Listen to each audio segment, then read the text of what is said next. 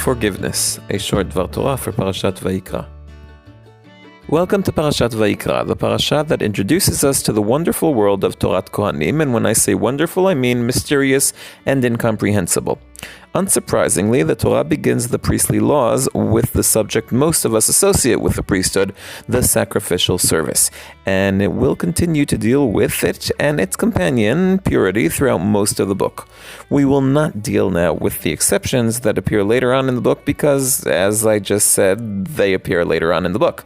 Therefore, I will try to examine a bit the matter of the sacrificial service. Let me start with the fact that surprised me a bit.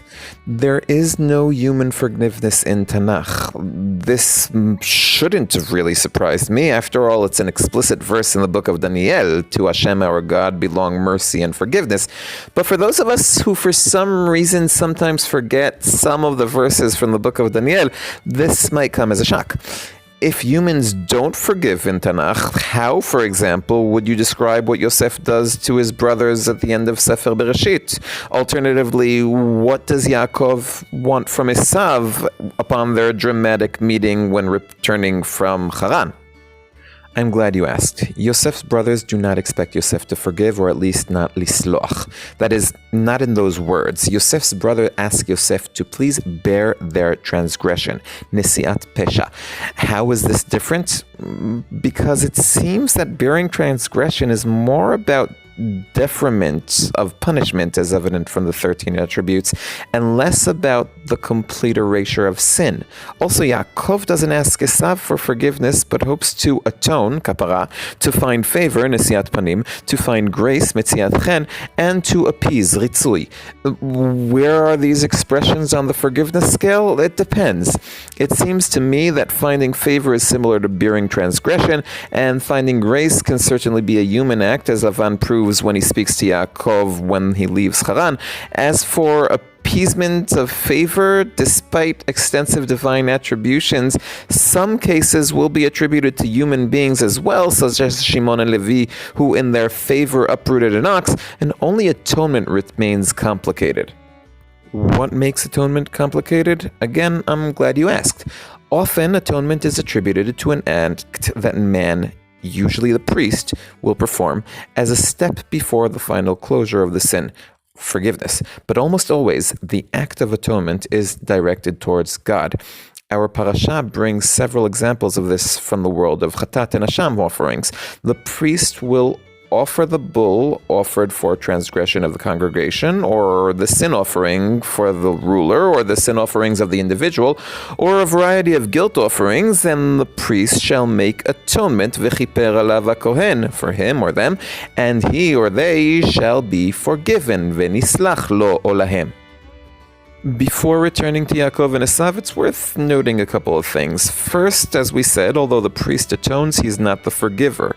Second, the priest's atonement is a necessary condition for the forgiveness that will follow. In Sefer Vayikra, there's no forgiveness without atonement. Third, the priest who atones for the sins of the congregation, the ruler, and the individual, does not, or maybe cannot, atone for his own sins. That is, he brings a sin offering, the priest for his own sin, but there is no reference to atonement or forgiveness in the priest's offerings.